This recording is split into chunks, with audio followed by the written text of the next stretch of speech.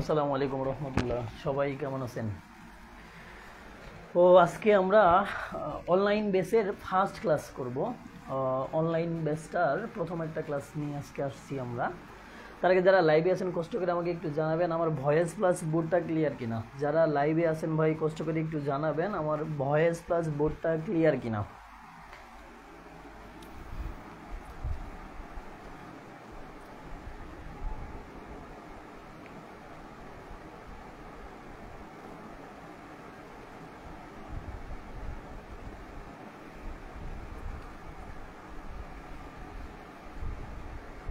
কেউ একজন কষ্ট করে আমাকে একটু জানান আমার ভয়েস প্লাস বোর্ডটা ক্লিয়ারলি দেখতে পাচ্ছেন কিনা আপনারা।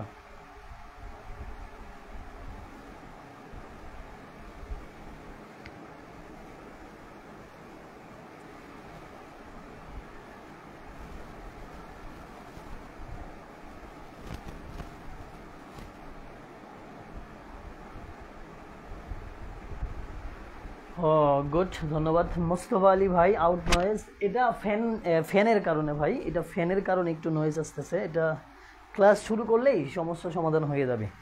আসেন আমরা প্রথম থেকে একদম শুরু করব। হ্যাঁ, আচ্ছা, যারা অ্যাডমিশন আছেন, অ্যাডমিশন এবং জবের সিলেবাসটা একই। জবের সিলেবাসের ক্ষেত্রে দেখা যায় ন্যারেশন এবং টেক কোশ্চেন এই দুইটা টপিকস একটু আলাদাভাবে পড়তে হয়। তাহলে আসেন প্রথমত আমরা সিলেবাসটা একটু ড্র করি, তারপরে আস্তে আস্তে ক্লাসের দিকে আগে যাব। সিলেবাস দেখেন, সিলেবাসকে আমরা দুইটা পার্টে ভাগ করে থাকি, একটা গ্রামার পার্ট, একটা মেমোরাইজ পার্ট। আপনি অ্যাডমিশন অথবা জবের যেটাই হন না কেন সিলেবাস একই। আমি আবারও বলতেছি একই সিলেবাস। জবের ক্ষেত্রে শুধু ন্যারেশন এবং টেক কোশ্চেন এই দুইটা টপিক একটু বেশি পড়তে হয়, আর বাকি সবগুলা একই। আচ্ছা আসেন তাহলে আমরা প্রথমত গ্রামার পার্টটা দেখি।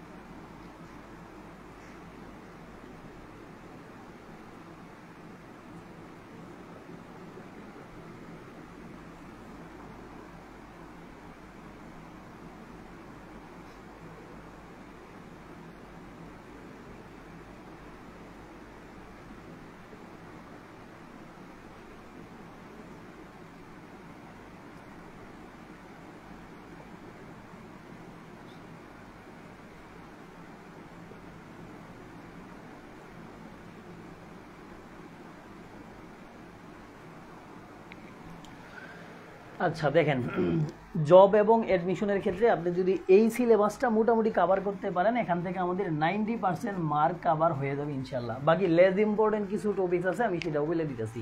তার আগে আসেন, এই কোটা আমাদের খুবই ইম্পর্টেন্ট, জব এবং অ্যাডমিশন দুইটা সেক্টরেই। আচ্ছা আসেন, প্রথমত পড়বেন কীভাবে আপনি লেটার ওয়ার্ড সেন্টেন্স, এই টপিক্সটা যদি বিবেচনা করেন, এই টপিক্স থেকে জব এবং অ্যাডমিশন কোনো পরীক্ষাতেই সাধারণত প্রশ্ন আসতে দেখা যায় না। তাহলে লেটার ওয়ার্ড সেন্টেন্স থেকে যেহেতু প্রশ্ন আসে না, আপনি কিন্তু এটা বাদ দিতে পারেন। তাহলে আপনার মন চাইতেছে যেহেতু এটা আসে না, আপনি বাদ দিলেন। আচ্ছা বাদ দেন, একটু অপেক্ষা করেন, এটা বাদ দিলেন। এবার আসেন পস, parts of speech. Parts of স্পিচের 8 ধরনের ক্লাসিফিকেশন, এটা একদম বিস্তারিতভাবে শিখতে হবে। পার্টস অফ স্পিচ থেকে প্রত্যেকটা পরীক্ষায় মার্ক থাকে 2, 4, 3, 6, 2, 4, 3, 6, প্রত্যেকটা পরীক্ষায় মার্ক থাকেই। তার মানে এটা আপনাকে শিখতেই হবে। যদি ইংলিশ আপনি আনসার করতে চান, এই পার্টস অফ স্পিচটা ভালোভাবে আপনাকে আয়ত্ত করতে হবে। আচ্ছা এরপর আসেন টেন্স। টেন্স থেকেও আহামরি পরীক্ষায় দেখা যাচ্ছে যে ওরকম কোনো প্রশ্ন আসতে দেখা যায় না, 1, 2 এরকম মার্ক আসে। সেক্ষেত্রেও কিন্তু এটা লেস ইম্পর্টেন্ট আপনি ধরতে পারেন, লেস ইম্পর্টেন্ট ধরতে পারেন। আচ্ছা এখন এই যে ভয়েস, এই টপিকস থেকে কিন্তু প্রত্যেকটা পরীক্ষায় প্রশ্ন আসেই। আপনি জবে থাকেন আর অ্যাডমিশনে থাকেন, যে সেক্টরের কথাই বলেন না কেন, ভয়েস থেকে পরীক্ষায় প্রশ্ন আসবেই। এখন জবের প্রশ্নগুলো, জবের পরীক্ষাগুলো কীভাবে হয়, প্রথমত প্রিলি, তারপরে রিটেন, তারপরে ভাইবা। দেখেন প্রিলিতেও ভয়েস থেকে প্রশ্ন থাকে, রিটেন তো থাকেই, নিশ্চিত রিটেনে ভয়েস থেকে প্রশ্ন পাবেনি। এখন কথা হলো, ভয়েস যদি ভালো করে করতে চান, এই যে লেটার ওয়ার্ড সেন্টেন্স, এটা আপনি পারেন না, টেন্সটা আপনি পারেন না, তাহলে কিন্তু আপনার দ্বারা ভয়েস সম্ভব না ভাই। কেন? এই ভয়েস করার জন্য আপনাকে লেটার ওয়ার্ড সেন্টেন্স এবং টেন্সটা 100 পারতে হবে, মানে স্কোয়ার হারে পারতে হবে। এর বিষয় হলো, লেটার ওয়ার্ড সেন্টেন্স আসে না পরীক্ষায়, বাদ দিবেন না ভাই, বাদ দেওয়া যাবে না। এই ভয়েস যদি পারতে চান, এটাকে ভাই যে হারে বাদ দিতে চাইছেন তার স্কোয়ার হারে গুরুত্ব বাড়াই দিতে হবে। আচ্ছা এইভাবে টেন্সটা যে হারে লেস ইম্পর্টেন্ট ভাবতেছেন, এটা আসলে লেস ইম্পর্টেন্ট না ভাই। টেন্সকে ইংলিশ গ্রামাটিক্যালের প্রাণদণ্ড বলা হয়। তার মানে টেন্সটা বিস্তারিত আলোচনা করে আমাদের শিখতে হবে। তার মানে এই দুইটা টপিক সাইডে দেওয়া যাবে না ভাই। আচ্ছা তাহলে ভয়েসটা গেল। রাইট ফর্ম ভার্ব, দেখেন এই যে টেন্স যদি না পারেন, আপনার দ্বারা রাইট ফর্ম ভার্ব হবে না। একইভাবে subject verb agreement, right form verb, subject verb agreement, এই দুইটা টপিক্স থেকে প্রত্যেকটা পরীক্ষায় প্রশ্ন আসে। আপনি মিলাই দেখেন, বই পুস্তক রিসার্চ করে একটু বিগত সালের কোশ্চেনগুলো দেখেন, প্রত্যেকটা পরীক্ষাতে এই দুইটা টপিক্স থেকে প্রশ্ন থাকেই। এরপর আসেন কমপ্লিটিং সেন্টেন্স। কমপ্লিটিং সেন্টেন্সটা, এই যে এই টপিকসগুলো যদি ভালোভাবে আমরা আয়ত্ত করতে পারি, কমপ্লিটিং সেন্টেন্সটা অনেকটাই হয়ে যাবে, 60% হয়ে যাবে। কিছু ব্যতিক্রম রুলস আছে, ওইটা 40%-এর মধ্যে পড়ে। তার মানে আমরা এটাও করব ভালোভাবেই। এরপর আসেন ট্রান্সফরমেশন অফ সেন্টেন্স।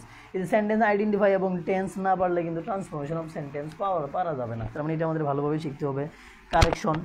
কারেকশন থেকে এমন কোনো পরীক্ষায় নেই যে প্রশ্ন না আসছে, তার মানে কারেকশন থেকে প্রশ্ন পরীক্ষায় আসেই। এরপর আসেন এই যে ন্যারেশন, টেক কোশ্চেন, এই দুইটা টপিকস জবের ক্ষেত্রে একটু অ্যাড করলেই হয়ে যাবে। এই দুইটাও জবের ক্ষেত্রে আসে। আর এই টপিকসটা ছাড়া বাকিগুলা অ্যাডমিশনের জন্য, তাহলে এটা আমাদের গ্রামার পার্টের আলোচনা গেল। মেমোরিজ পার্টটা দেখেন, প্রিপোজিশন। দেখেন ডুয়েট অ্যাডমিশন বা যে কোনো পরীক্ষায় যদি একটু খেয়াল করেন, আগে ডুয়েট অ্যাডমিশনের বিষয়টি চিন্তা করেন। ডুয়েট অ্যাডমিশন পরীক্ষায় যদি আপনি একটু ভাবেন যে ইংরেজি প্রশ্ন দিছে পরীক্ষায়, কিন্তু প্রিপোজিশন দেয় না, এরকমটা হবে না। মেন কথা, এই প্রিপোজিশন থেকে যদি পরীক্ষায় প্রশ্ন না দেয়, স্যারের পেটের ভাত হজম হয় না, বিষয়টা এরকম। তার মানে প্রিপোজিশন থেকে প্রশ্ন থাকবেই, প্রত্যেকটা ইয়ারেই থাকে। তার মানে এটা আমাদের খুব ভালোভাবে পড়তে হবে। এই প্রিপোজিশনটা আমরা 3টা ফরম্যাটে পড়বো। অ্যাপ্রোপ্রাইট প্রিপোজিশন পড়বো, নর্মাল পড়বো এবং বিগত সালের কোশ্চেনগুলো অ্যানালাইসিস করবো।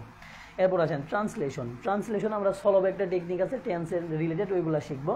আর প্রভার্বসটা আমরা বুঝে যেগুলো বোঝার মতো হয় মুখস্থ করবো, আর যেগুলো বোঝার মতো না ওইগুলো আমরা দাগায় মুখস্থ করে নেবো। ইডম ফ্রেজ বোঝার অনেক কিছু আছে, আমরা বুঝে এইটা আগাবো। আবার ইডম ফ্রেজ অ্যাডমিশনের ক্ষেত্রে কিন্তু সেন্টেন্স মেকিং করতে বলে, ওইগুলো আমরা আস্তে আস্তে দেখবো। এটা আমাদের 90% সিলেবাস, এই সিলেবাসটা আমাদের 90% সিলেবাস। এখন অ্যাডমিশনের কথা যদি চিন্তা করেন, আরও কিছু লেস ইম্পর্টেন্ট আছে, যেমন পাংচুয়েশন, মানে ক্যাপিটালাইজেশন অ্যান্ড পাংচুয়েশন একটা টপিকস আছে, সিনোনিম অ্যান্টোনিম আছে, পজ চেঞ্জিং মানে পার্টস অফ স্পিচ চেঞ্জিং আছে, এগুলো লেস ইম্পর্টেন্ট। তার মানে ওই 10% পরে, আগে 90% আমরা শেষ করে বাকি 10% পরে ধরবো। আচ্ছা এখন জবের ক্ষেত্রে আরও লেস ইম্পর্টেন্ট কিছু টপিক আছে, যেমন লিটারেচার পার্ট আছে, নাম্বার অফ নাউন আছে, জেন্ডার আছে, এগুলো আমরা আস্তে আস্তে যাবো। তার মানে আমরা জব বলেন এবং অ্যাডমিশন যেটাই বলেন না কেন, দুইটা সেক্টরেই আমরা 90% সিলেবাস নিয়ে আগে আগাবো, বাকি 10%টা আস্তে আস্তে আগাবো। এই সিলেবাস সম্পর্কে কারো কোনো কথা আছে কিনা, বুঝতে পারেন নাই, বা সিলেবাসের ক্লাসিফিকেশন বা ডিস্ট্রিবিউশনটা এরকম না হয় অন্যভাবে হবে, এরকম কোনো প্রশ্ন থাকলে আমাকে একটু কষ্ট করে জানান। সিলেবাস বুঝতে পারতেছেন কিনা?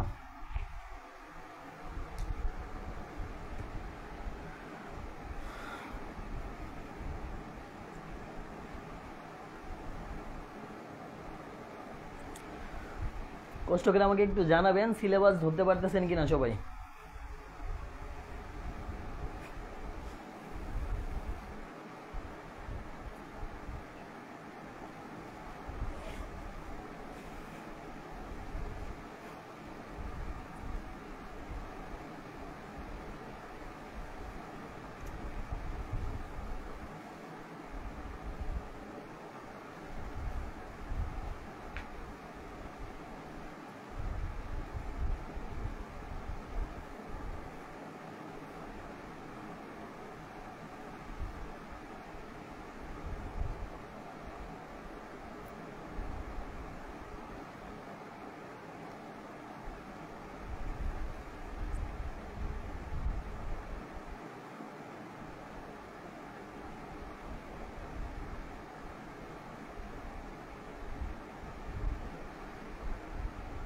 আচ্ছা, ধন্যবাদ। আসেন আমরা সিলেবাসটা ড্র করলাম, সিলেবাসটা দেখলাম, এখন আমরা একটু আস্তে আস্তে গ্রামার পার্ট থেকে ক্লাসটা সামনের দিকে নিয়ে যাব। আসেন শুরু করি। তাহলে প্রথমত আমরা শুরু করব লেটার ওয়ার্ড সেন্টেন্স এই টপিক্সটা থেকে। আসেন,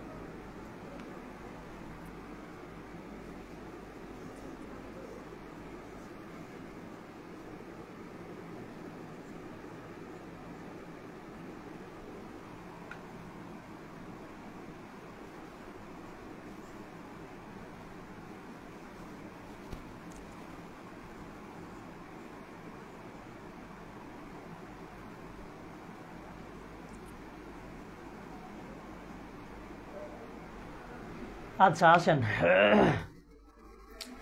তাহলে প্রথমত আমরা আলোচনা করব লেটার থেকে, তারপর আস্তে আস্তে ওয়ার্ড, তারপর আস্তে আস্তে সেন্টেন্সের দিকে যাব। আচ্ছা, একটু খেয়াল করবেন। লেটার অর্থ বর্ণ, লেটার অর্থ বর্ণ, লেটারের একটাই কাজ উচ্চারিত হওয়া। তাহলে লেটার অর্থ বর্ণ, এর একটাই কাজ কি ভাই? এর কাজটা হলো উচ্চারিত হওয়া, উচ্চারিত হওয়া। তাহলে লেটার অর্থ বর্ণ, লেটারের একটাই কাজ, সেটা উচ্চারিত হওয়া। লেটার তিন প্রকার, ভাওয়েল, কনসোনেন্ট এবং সেমি ভাওয়েল। তাহলে বিষয়টা কি দাঁড়ালো একটু মেমোরাইজ করে নিই। লেটার অর্থ বর্ণ, লেটারের কাজ কি? উচ্চারিত হওয়া। লেটার কয় প্রকার? তিন প্রকার, ভাওয়েল, কনসোনেন্ট এবং সেমি ভাওয়েল। ভাওয়েল, কনসোনেন্ট এবং সেমি ভাওয়েল। আসেন, ভাওয়েল কি বা কাকে বলে, কনসোনেন্ট কি বা কাকে বলে, সেমি ভাওয়েলটাই কি বা কাকে বলে, আমরা এইগুলো বিস্তারিত দেখব। তার আগে একটা গ্রাফ দেখেন, এদিকে খেয়াল করেন। তার আগে লেটার পৃথিবীতে বা লেটার 26টা। লেটার কয়টা? 26টা। এখন দেখেন আপনি এই যে ভাওয়েল, কনসোনেন্ট এবং সেমি ভাওয়েল ধরার জন্য এরকম একটা গল্প যদি একটু কষ্ট করে মনে রাখতে পারেন, এইগুলো নিয়ে আর কোনো সমস্যা হবে না বা হওয়ার কথা না। খেয়াল করেন, আপনি আপনার অবস্থান থেকে বিবেচনা করতেছেন বা ধরতেছেন বা চিন্তা করতেছেন পৃথিবীতে 26 জন মানুষ আছে। একটু খেয়াল করবেন। তাহলে আপনি ভাবতেছেন পৃথিবীতে 26 জন মানুষ আছে, এর মধ্যে আপনিও একজন। তার মানে আপনি সহ পৃথিবীতে 26 জন মানুষ আছে। এই 26 জন মানুষকে দুইটা ভাগে ভাগ করলেন, দুইটা ভাগে ভাগ করলেন। একদিকে 5 জন, অপর দিকে 21 জন। একদিকে 5 জন, অপর দিকে 21 জন। আচ্ছা, এখন এই 5 জনের মধ্যে আপনিও একজন, আর বাকি 21 জন আলাদা। এখন দেখেন, এই যে আপনি, আপনার বয়সটা কেমন? আমি ধরলাম আপনার বয়স 20 বছর বা তার একটু উপরে। 20 বছর বা তার একটু উপরে। এখন দেখেন 20 বছর বয়সের একটা পার্থক্য, একটা বৈশিষ্ট্য কেমন থাকে, যেমন আজকে আপনাদের ক্লাসের শিডিউল ছিল, ক্লাসে চলে আসছেন, আচ্ছা, তার মানে আপনি মোটামুটি সাধ্যের মধ্যে যে কাজগুলো স্বাধীনভাবে করতে পারেন। কিন্তু এই যে অপর দিকে 21 জন যাদেরকে ধরলেন, এদের যদি আপনি ক্লাসের শিডিউল দেন, এরা কিন্তু ক্লাসে আসতে পারবে না। তাহলে কেন পারবে না? বয়সের তারতম্য অনুসারে আপনি স্বাধীন, ওরা কি স্বাধীন না, ওরা স্বাধীন না। তার মানে এই যে এইদিকে 5 জন যাদের ধরছেন, এরা স্বাধীনভাবে কোনো কিছু করতে পারে সাধ্যের মধ্যে যে কাজগুলো, আর এরা কি স্বাধীনভাবে করতে পারে না। এই ভাউলের কাজটা ভাই এই 5 জনের মতো, এই ভাউলের কাজটা কি এই 5 জনের মতো, তার মানে নিজে নিজেই কোনো কিছু করতে পারে। এখন আপনি যদি বলেন ভাউল কাকে বলে, তাহলে যারা ক্লাসে আসতে পারে তাদেরকে ভাউল বলে, এরকমটা বলবেন না, এরকমটা কিন্তু বলা যাবে না। আপনার অনেকগুলা কাজের মধ্যে একটা কাজ ক্লাসে আসা হইলেও লেটারের কাজই কিন্তু একটা উচ্চারিত হওয়া। তাহলে ভাউলটা কীভাবে সংজ্ঞায়িত করবেন? নিজে নিজেই উচ্চারিত হতে পারে, নিজে নিজেই উচ্চারিত হতে পারে। তাহলে ভাউল কি ভাই?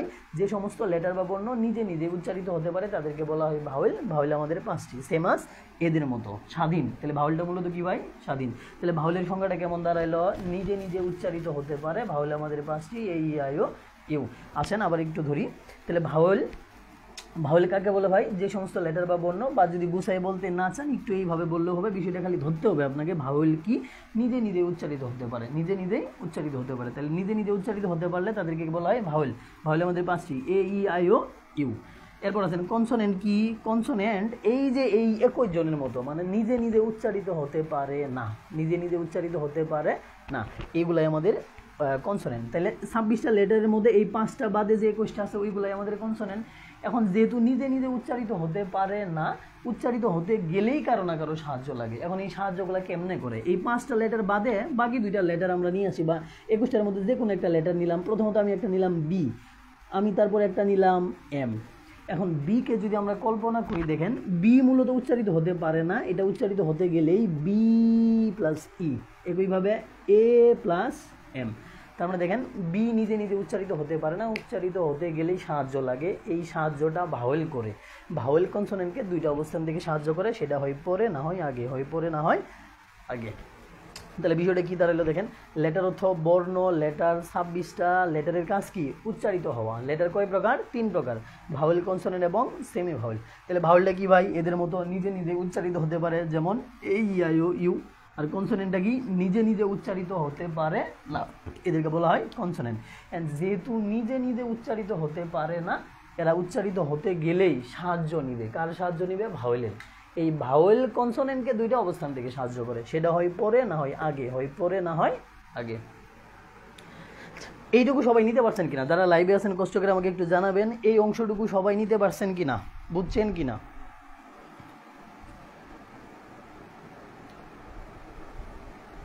ও যারা লাইভে আছেন ভাই কষ্ট করে একটু জানাবেন, এই অংশটুকু বুঝছেন কিনা।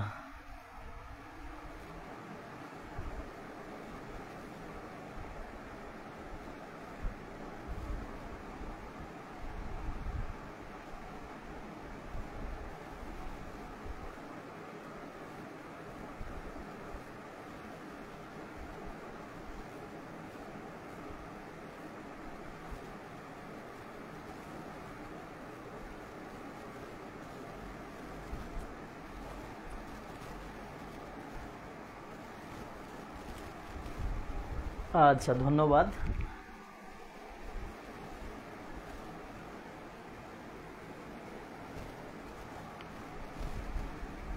আচ্ছা আসেন আমরা আরেকটু সামনের দিকে যাই।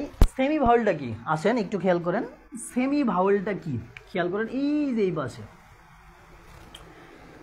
আচ্ছা, সেমি ভাওয়েলটা শেখার আগে এই যে দেখেন এই পাশে যে আপনি 21 জন বাচ্চাকে ধরলেন, যাদের বয়স ছিল কত? 10 মাস। 10 মাস বয়সের একটা বাচ্চাকে যদি আপনি কল্পনা করেন, ধরেন ও কেবলই হাঁটা শিখছে বা হাঁটতে চায়, মানে এরকম একটা বাচ্চাকে আপনি হাত ধরে কিছুক্ষণ হাঁটাইছেন, তারপরে সাইডে দিয়েছেন, ও কিন্তু 2-3 কদম হাঁটে, মানে 2-3 কদম নিজে নিজেই হাঁটে, মানে পাটটা আপনার মতো নিতে চাই, কিন্তু বয়সের তারতম্য অনুসারে পারে না। এটা কেন বললাম? এই যে সেমি ভাওয়েল আমাদের কাজে লাগবে, খেয়াল করেন। ওয়ার্ড কি? একটু পরে আসতেছি। ওয়ার্ড বিষয়টা কি? একটু পরে আসতেছি। ওয়ার্ড মানে শব্দ, এটা পরে আসতেছি। তার আগে আমরা কিছু ওয়ার্ড নিব, যেমন ওয়ার্ক, ড্র, ইয়েলো। আচ্ছা, আরেকটা নিলাম ট্রাই। এই চারটাই মূলত আমাদের ওয়ার্ড হয়েছে। এখন ওয়ার্ড কেমনে হয় একটু পরে আমরা জানবো আস্তে আস্তে, তার আগে এইগুলো আমাদের ওয়ার্ড। এখন দেখেন একটা ওয়ার্ড যখন গঠিত হয় অনেকগুলো লেটার থাকে, 2টা লেটার, 5টা লেটার, 6টা লেটার, 8টা লেটার, 10টা লেটার থাকতে পারে, এতে কোনো সমস্যা নাই। এখন বিষয়টা হলো অনেকগুলো লেটার মিলে একটা ওয়ার্ড হয়। কোনো একটা ওয়ার্ডের প্রথম অবস্থানে যদি, বি কেয়ারফুল, একটু খেয়াল করবেন। আচ্ছা, কোনো একটা ওয়ার্ডের প্রথম অবস্থানে যদি ডাব্লিউ অথবা ওয়াই বসে তাদেরকে বলা হয় কনসোনেন্ট, বাদবাকি যে কোনো অবস্থানে ডাব্লিউ অথবা ওয়াই বসলে তাদেরকে বলা হয় ভাওয়েল। এই যে দেখেন অবস্থানজনিত কারণে প্রথমে বসলে কনসোনেন্ট, বাদবাকি যে কোনো অবস্থানে বসলে কি হয়ে যাইতেছে ভাওয়েল। এই অবস্থানজনিত কারণে কখনো কনসোনেন্ট কখনো ভাওয়েল হয় বিদায় ডাব্লিউ ওয়াইকে সেমি ভাওয়েল বলা হয়। তাহলে এই ওয়ার্ক, এই ডাব্লিউটাকে আমরা ভাওয়েল বলবো নাকি কনসোনেন্ট বলবো? দেখেন তো 1 2 3 4টা লেটার আছে, 4টা লেটার মিলে একটা ওয়ার্ড হয়েছে। এই ডাব্লিউটা কোথায় বসছে? প্রথমে। তাহলে কোন একটা ওয়ার্ডের প্রথমে যদি ডাব্লিউ ওয়াই বসে তাদেরকে আমরা কি বলবো? কনসোনেন্ট। তার মানে এই ওয়ার্ডের জন্য ডাব্লিউটা কনসোনেন্ট হিসাবে বসছে। এবার ডাব্লিউটা দেখেন তো কনসোনেন্ট বলবেন নাকি ভাওয়েল? এবার কিন্তু ভাওয়েল হয়ে গেছে। কেন? প্রথম অবস্থানে বসে নাই। প্রথম অবস্থান বাদে যে কোনো অবস্থানে, আদারওয়াইজ ফার্স্ট প্লেসমেন্ট, মানে প্রথম অবস্থান বাদে যে কোনো অবস্থানে ডাব্লিউ ওয়াই বসলেই তাদেরকে ভাওয়েল বলবো। তার মানে এটা আমাদের ভাওয়েল। আচ্ছা, এইবার ওয়াইটাকে যদি বিবেচনা করেন, এই যে ওয়াই, এই ওয়াইটাকে আমরা কনসোনেন্ট বলবো নাকি ভাওয়েল বলবো? একটু খেয়াল করেন তো ভাই। দেখেন তো প্রথম অবস্থানে বসছে না, তাহলে ডাব্লিউ ওয়াই প্রথম অবস্থানে বসলে তার নাম কনসোনেন্ট। তার নাম কি? কনসোনেন্ট। বাকি যে কোনো অবস্থানে বসলে তার নাম ভাওয়েল। এবার যদি বলা হয় এই ডাব্লিউটা কি, আমাকে জানাবেন। এই ডাব্লিউটা ভাওয়েল নাকি কনসোনেন্ট?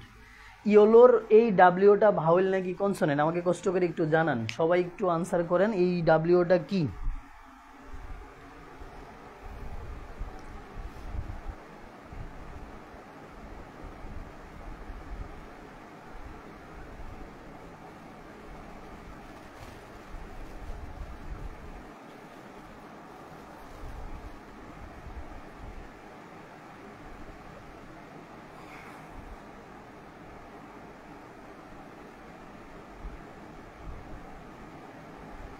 অলরেডি আনসার চলে আসছে। আরও যারা বাকি আছি ভাই, কষ্ট করে একটু আনসার করার চেষ্টা করেন, দেখি আপনারা কতটুকু ধরতে পারলেন। প্রশ্ন থাকলে অবশ্যই করবেন, মনের মধ্যে প্রশ্ন রাখার দরকার নাই।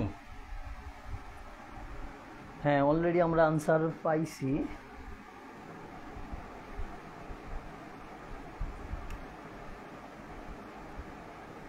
হ্যাঁ, গুড, সুন্দর আনসার করছেন আপনারা, এই তো ধরতে পারতেছেন, গুড। আচ্ছা, তার মানে দেখেন এই ডাব্লিউটা কিন্তু এইবার আর কনসোনেন্ট বলা যাবে না। কেন?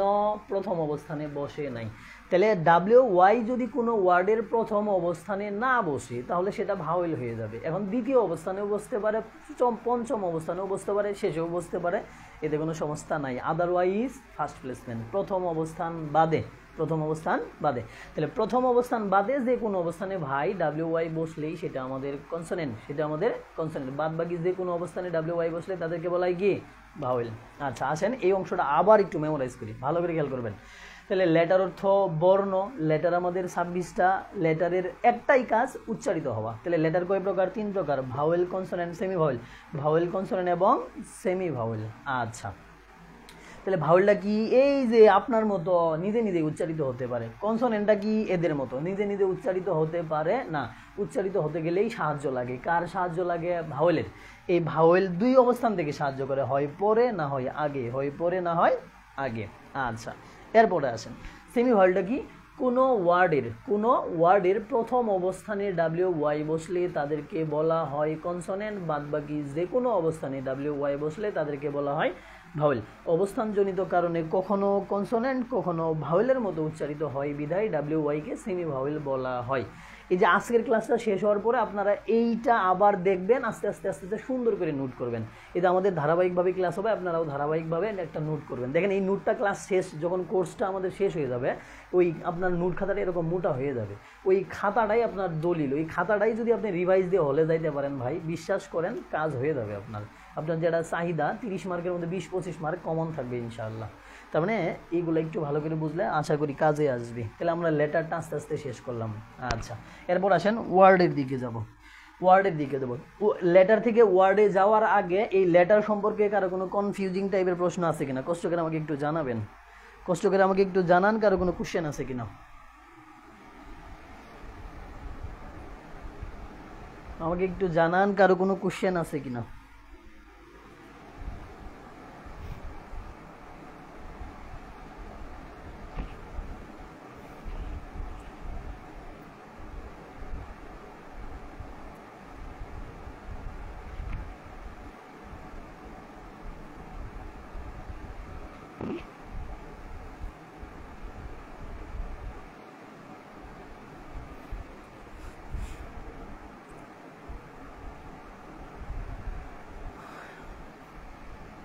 ছোট ছোট আকারে একটু হা হু কমেন্টস করা শিখতে হবে, হ্যাঁ, তাহলে ক্লাস নিয়ে মজা পাওয়া যাবে, ভালোও লাগবে। হ্যাঁ,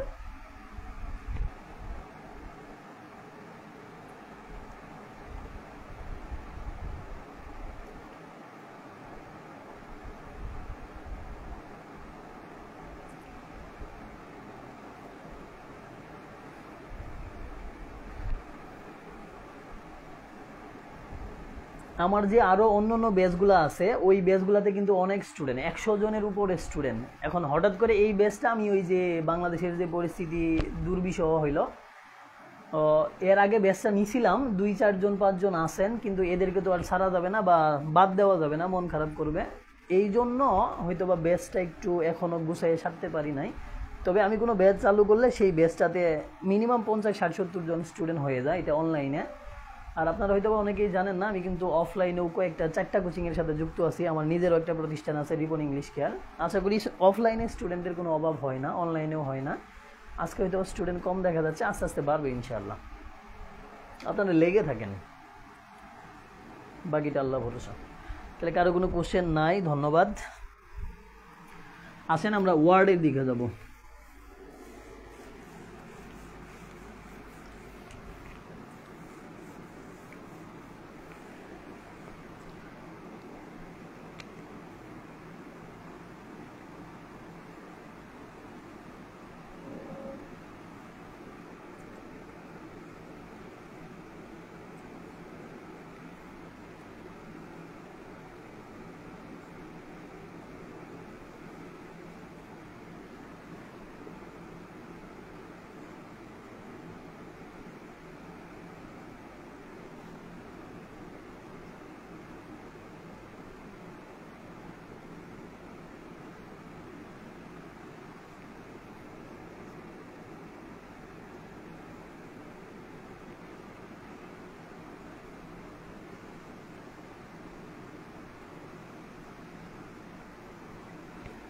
হ্যাঁ, ওয়ার্ড দেখেন,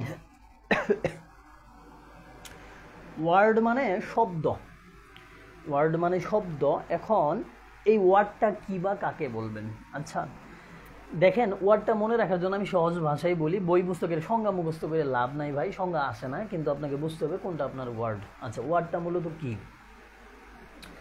আচ্ছা, আপনি অনেকগুলা লেটার এক জায়গায় করছেন, করিম নামে একজন ভাই, ও অনেকগুলা লেটার এক জায়গায় করছে, তাহলে আপনিও এক জায়গায় করছেন, করিমও এক জায়গায় করছে। এখন আপনি যে লেটারগুলো এক জায়গায় করছেন, এক জায়গায় কইরা ওইভাবেই টাইপ করে ডিকশনারিতে সার্চ দিচ্ছেন, এটার কোনো অর্থ আসে নাই। তাহলে ভালো করে খেয়াল করবেন, আপনি সার্চ দিলেন, অর্থ আসে নাই। কিন্তু করিম এক জায়গায় কয়েকটা লেটার এক জায়গায় করছে, কইরা ও ডিকশনারিতে সার্চ দিচ্ছে, ওর অর্থ আসছে। তাহলে আপনার অর্থ আসলো না, করিমের অর্থ আসলো। এখন কথা হলো কোনটাকে আমরা ওয়ার্ড বলবো? আপনি যেটা বানাইছেন ভাই, যেটার অর্থ পাইলেন না, এটাকে ওয়ার্ড বলা যাবে না। আপনি যেটা বানাইছেন এটা মূলত খিচুড়ি হয়েছে, কিন্তু যে করিম যেটা বানাইছে, যেটার অর্থ আছে, ওটাই মূলত ওয়ার্ড। তাহলে ওয়ার্ড হওয়ার জন্য মূলত অর্থ লাগবেই। তাহলে লেটার বা লেটারের সমষ্টি মিলিত হয়ে যদি অর্থ দেয়, সেটাই ওয়ার্ড, আদারওয়াইজ ওয়ার্ড হবে না। তাহলে ওয়ার্ড হওয়ার মেইন শর্ত কি ভাই? অর্থ লাগবেই। তাহলে সংজ্ঞাটা কেমন হলো? লেটার বা লেটারের সমষ্টি মিলিত হয়ে অর্থ দিলে তাদেরকে ওয়ার্ড বলে। আমি আবারও বলতেছি, লেটার বা লেটারের সমষ্টি মিলিত হয়ে অর্থ দিলে তাদেরকে ওয়ার্ড বলে। আচ্ছা, এবার আই এবং এ, আই মানে আমি, এ মানে একটি। এখন আপনাকে যদি বলা হয় আই তো 26টা লেটারের একটা লেটার, শুধু তাই না, আই একটা ভাওয়েল। এখন আই কি লেটার হবে নাকি ওয়ার্ড হবে? আচ্ছা, আমি কি বলছি, অর্থ দিলেই সেটা কি হবে? ওয়ার্ড। তাহলে আই মানে আমি, এ মানে একটি, এটা অর্থ দিছে, তাহলে এটা এখন ওয়ার্ড বলবো নাকি লেটার বলবো? আমি জানি বা আপনি জানেন 26টা লেটারের মধ্যে এটাও একটা লেটার, এটাও একটা লেটার, আবার এদিকে অর্থ দিছে, তাহলে লেটার বলবো নাকি ওয়ার্ড বলবো? আচ্ছা, বিষয়টা আসেন। কোনো একটা সেন্টেন্সে একটা লেটার বসে যদি একটা লেটারই অর্থ দিতে পারে, ওই সেন্টেন্সের জন্য ওই একটা লেটারকেই আমরা ওয়ার্ড বলবো। এন্ড সেন্টেন্স কি আস্তে আস্তে যাবো আমরা, আপাতত এই বিষয়টা ধরেন। তাহলে সেন্টেন্সে বসে কোনো একটা লেটার যদি অর্থ দিতে পারে, ওই একটা লেটারকেই আমরা একটা ওয়ার্ড বলবো। অনেকগুলা লেটার মিলেও যদি একটা অর্থ দিতে পারে, ওই অনেকগুলা লেটার মিলে একটা ওয়ার্ড হবে আমাদের। আচ্ছা, এখন কথা হলো 26টা লেটারই কি সেন্টেন্সের বিভিন্ন জায়গায় বসে আলাদা আলাদাভাবে অর্থ দিতে পারে? না, শুধু আই পারে এবং এ পারে। তার মানে আই এবং এ ব্যতিক্রমী ওয়ার্ড হিসাবেও বসে, বাকিগুলা ওয়ার্ড হিসেবে কাজ করতে পারে না। তাহলে আমাদের ব্যতিক্রমী দুইটা ওয়ার্ড কি? আই এবং এ। খেয়াল করেন, I am a boy, am মানে হওয়া, এটা একটা ভার্বের জন্য এটা মূলত আমাদের সেন্টেন্স হয়েছে। তাহলে এটা যদি কি হয়? সেন্টেন্স হয়। আই মানে কি? আমি। এ মানে কি? একজন বা একটি। বয় মানে কি? বালক। এম মানে হয়। তার মানে দেখেন আই কিন্তু অর্থ দিছে। তাহলে আই যদি অর্থ দেয়, এই আইটা আমাদের লেটার হইলো নাকি ওয়ার্ড হইলো? অর্থ দিলে ওয়ার্ড। তাহলে অর্থ দিচ্ছে কি হইলো? ওয়ার্ড। তাহলে আইটা এখানে ওয়ার্ড। আচ্ছা, এ এম দুইটা মিলিত হয়ে একটা অর্থ দিছে হয় বা হওয়া, এম, তার মানে এই অংশের জন্য এমটা মূলত কি? ওয়ার্ড। আচ্ছা, এবার এ দেখেন তো, এই এটা একলাই অর্থ দিছে না একটি, তাহলে এটাও এই অংশের জন্য লেটার হিসাবে না বসে ওয়ার্ড হিসাবে বসছে। এবার বয়, তিনটা লেটার মিলে একটা অর্থ দিছে, তিনটা লেটার মিলে একটা ওয়ার্ড। তাহলে আমরা কি জানলাম? ওয়ার্ড কি ভাই? অর্থ দিলেই সেটা ওয়ার্ড হবে। আচ্ছা, এবার আপনাকে যদি বলা হয় বিআইজি, বিগ, এই আইটাকে আমরা লেটার বলবো নাকি ওয়ার্ড বলবো? কমেন্টসের মাধ্যমে আমাকে একটু কষ্ট করে জানাবেন, আইটা লেটার নাকি ওয়ার্ড? এটার অর্থ বিগ মানে বড়। এবার আইটা লেটার নাকি ওয়ার্ড? আমাকে একটু কষ্ট করে জানান।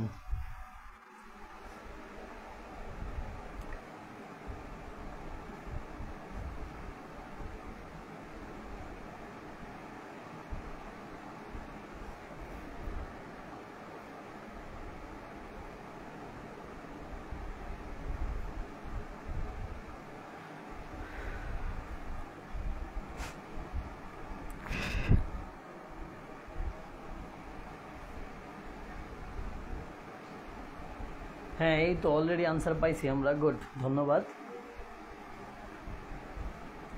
এই তো গুড। তার মানে এই অংশের জন্য আইটাকে আর ওয়ার্ড বলা যাবে না। কেন? তিনটা লেটার মিলে একটা অর্থ দিছে। তার মানে এটা একটা লেটার, আই একটা লেটার। তাহলে আমরা ওইদিকে লেটার শিখলাম, এদিকে কি? ওয়ার্ড শিখলাম। আচ্ছা, আসেন আমরা একটা কম্বিনেশন দেখব।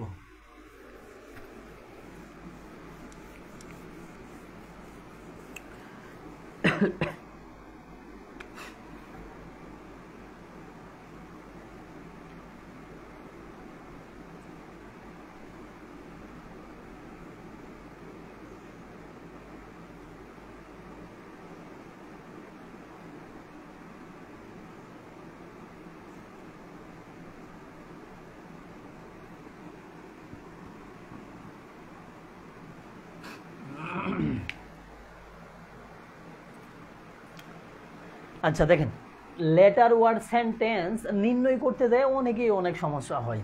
আচ্ছা, তার মধ্যে আরেকটা সমস্যা হয়, লেটার বড়, ওয়ার্ড বড় নাকি সেন্টেন্স বড়। এই যে বড় ছোট নির্ণয় করতে যে সমস্যা, আজকের পর থেকে আর সমস্যা হওয়ার কথা না। আসেন বিষয়টা আমরা শেখার চেষ্টা করি। আচ্ছা, এরকম একটা গাছ বিবেচনা করবেন।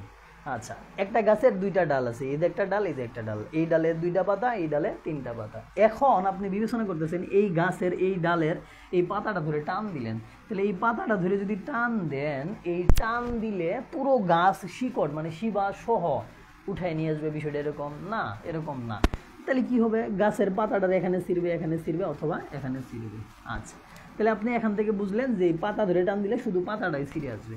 আপনি যদি এই যে এখানে কাটছেন, ভাঙছেন, কোনো কিছু বিচ্ছিন্ন করছেন, এই অংশটা নিয়ে আসতেছেন, এবার কি আসবে? এবার কি শুধু ডালটা আসবে? না, ডালও আসবে, ডালের আন্ডারে পাতা দুইটাও আসবে। আচ্ছা, আপনার চিন্তা ভাবনা এখানে না হয়ে যদি এই প্লেসমেন্টটা হয়, গাছটাকে কাটে নিয়ে আসতেছেন, এবার কি আসবে? দেখেন তো, শুধু গাছ আসবে ভাই? না, গাছ আসবে না। গাছ আসবে গাছের আন্ডারে ডাল, ডালের আন্ডারে পাতা। এখন কথা হলো, আমাদের সিলেবাস কি গাছ পাতা ডাল বুঝে? আমাদের সিলেবাস কিন্তু গাছ পাতা ডাল বুঝে না। তারা বুঝে কি? Letter word sentence.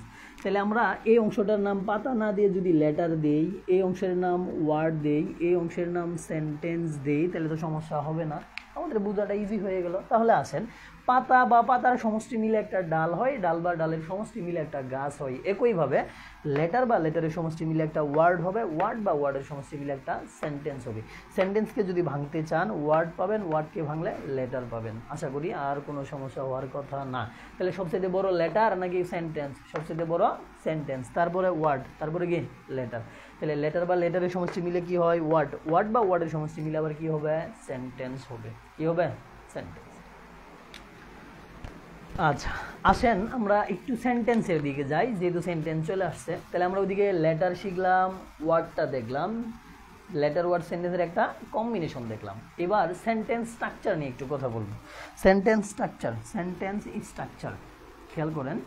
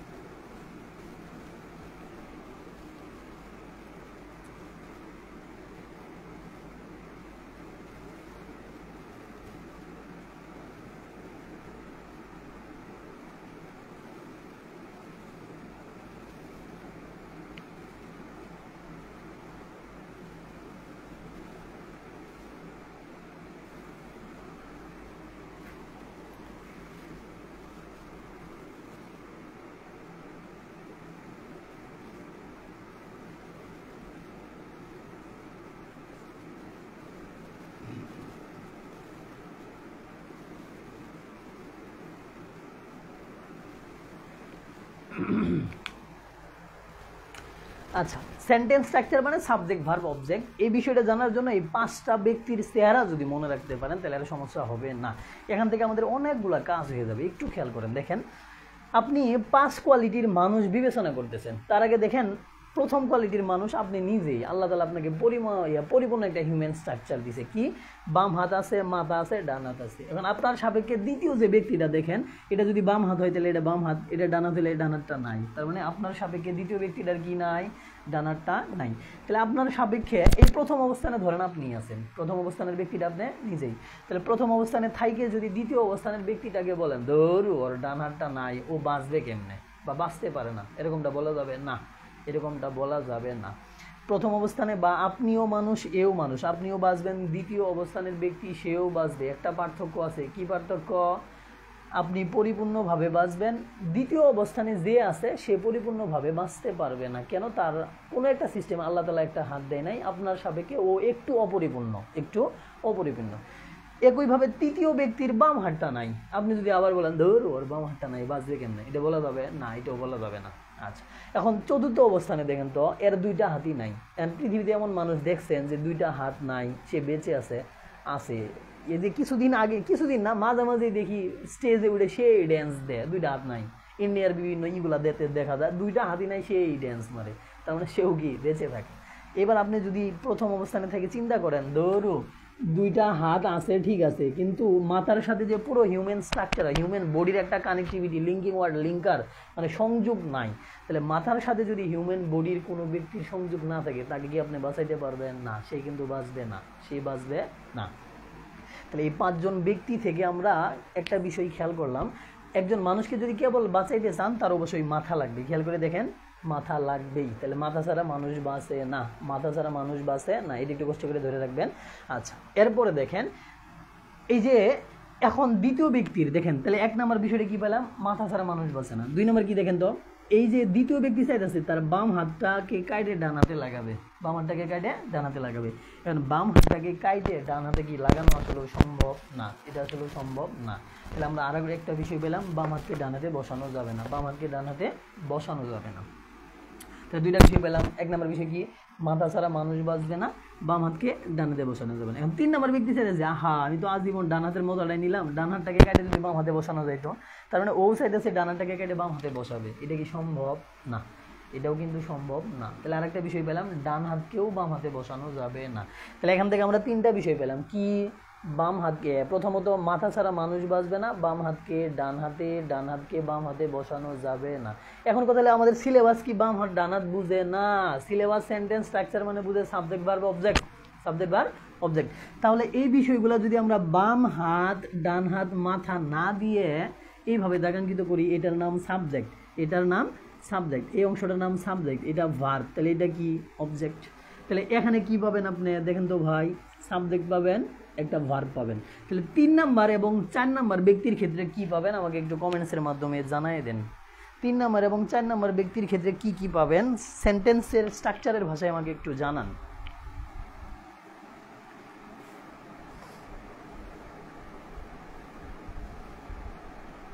কষ্ট করে আমাকে একটু জানান 3 নাম্বার এবং 4 নাম্বার ব্যক্তির ক্ষেত্রে সেন্টেন্স স্ট্রাকচার অনুসারে কি কি পাওয়া যাবে।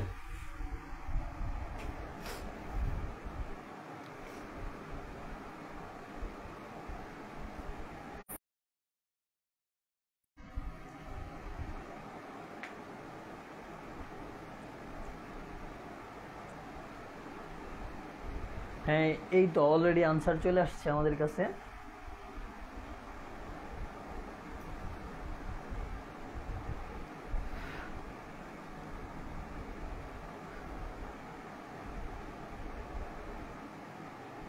হ্যাঁ, গুড। সঞ্জিদা ভুইয়ান আপু, অবজেক্টটাকে কখনো আগে বসানো যাবে না, আগে ভার্বটা বিবেচনা করতে হবে। হ্যাঁ, সিকোয়েন্সটা মেইনটেইন করতে হবে আমাদের। এরপরও আনসার করার জন্য ধন্যবাদ। আসেন খেয়াল করেন, বাকি দুজনের হয়েছে, এইদিকে খেয়াল করেন। তাহলে এই ক্ষেত্রে আমরা কি পাবো, ভার্ব পাবো, অবজেক্টটা পাবো। এই ক্ষেত্রে কি পাবো, ভার্ব। এর ক্ষেত্রে অনেক কিছু আছে কিন্তু মাথা নাই, তার মানে কাজ করবে না।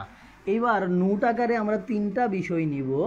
একজন মানুষকে যদি মাথা ছাড়া বাঁচানো না যায়, ভার্ব ছাড়া কখনো সেন্টেন্স হবে না। খেয়াল করে দেখেন, এখানে ভার্বটা নাই, তার মানে এটা সেন্টেন্স না, বাকিগুলা সেন্টেন্স। তার মানে 1 নাম্বার বিষয়টা আমরা মনে রাখবো, ভার্ব ছাড়া সেন্টেন্স হবে না।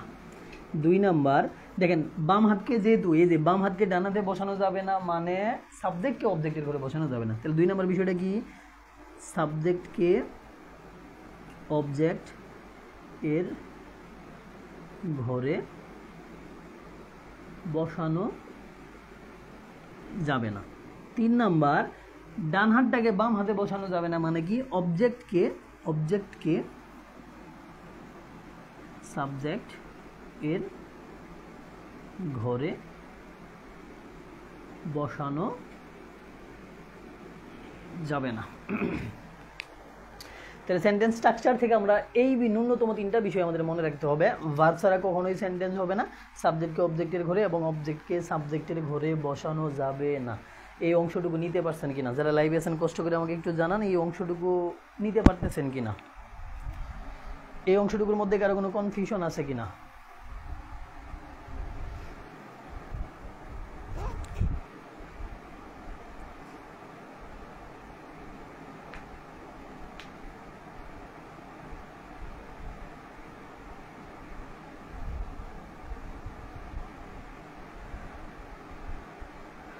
কষ্ট করে আমাকে একটু জানান এই অংশটুকুর মধ্যে কারো কোনো সমস্যা আছে কিনা। এবংটা পরে বলতেছি।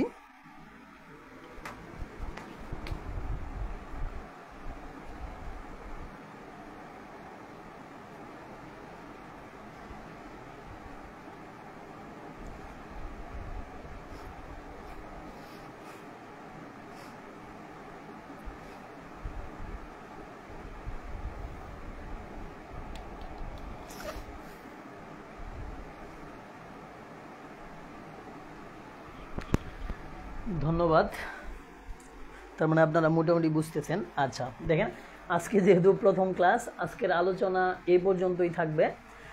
আমরা খুব দ্রুতই একটা ক্লাসের শিডিউল দিয়ে দিব, কি বারে ক্লাস হবে। আচ্ছা, খুব দ্রুতই গ্রুপে শিডিউলটা আমরা জানিয়ে দিব।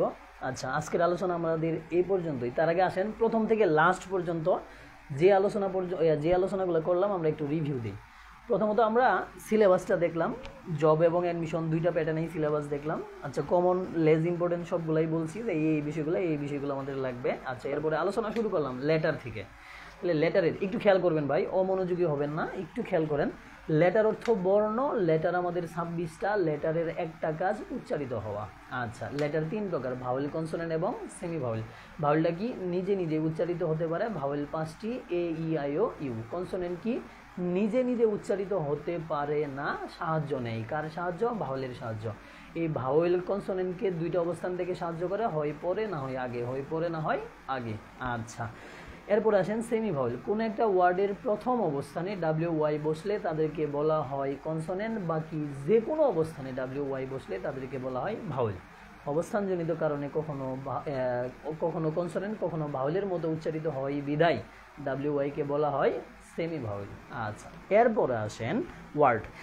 লেটার বা লেটারের সমষ্টি মিলিত হয়ে যদি অর্থ দেয় তাদেরকে বলা হয় ওয়ার্ড, অর্থ না দিলে সেটা আসলে ওয়ার্ড না, কি খিচুড়ি, ওই যে আপনি যেটা বানাইছিলেন। আচ্ছা, যাই হোক, এরপর আসেন আমরা সেন্টেন্সের কম্বিনেশন দেখলাম। লেটার বা লেটারের সমষ্টি মিলিত হয়ে কি হবে? ওয়ার্ড, ওয়ার্ড বা ওয়ার্ডের সমষ্টি মিলিত হয়ে কি হবে? সেন্টেন্স। ওই যে গাছ দিয়ে যে এক্সাম্পলটা দিলাম, একটু খেয়াল করবেন। এরপর আসেন সেন্টেন্স স্ট্রাকচার দেখলাম। সেন্টেন্স স্ট্রাকচার থেকে আমরা দেখলাম ভার্ব ছাড়া কখনোই সেন্টেন্স হয় না, সাবজেক্টকে অবজেক্টের ঘরে, অবজেক্টকে সাবজেক্টের ঘরে বসানো যাবে না। এ পর্যন্তই আজকে আমাদের আলোচনা ছিল। তার আগে যারা লাইভে আছেন ভাই, কষ্ট করে আমাকে জানান ক্লাসটা কেমন লাগলো আপনাদের, একটু কষ্ট করে জানাবেন। দেখেন, একটু পাম দেওয়া শিখতে হবে। হ্যাঁ, পাম না দিলে তো আমারও প্রফুল্লতা আসবে না, ক্লাস নিয়েও মজা পাওয়া যাবে না। একটু কষ্ট করে জানাইন ক্লাসটা কেমন লাগলো বা বুঝতেছেন কিনা আপনারা।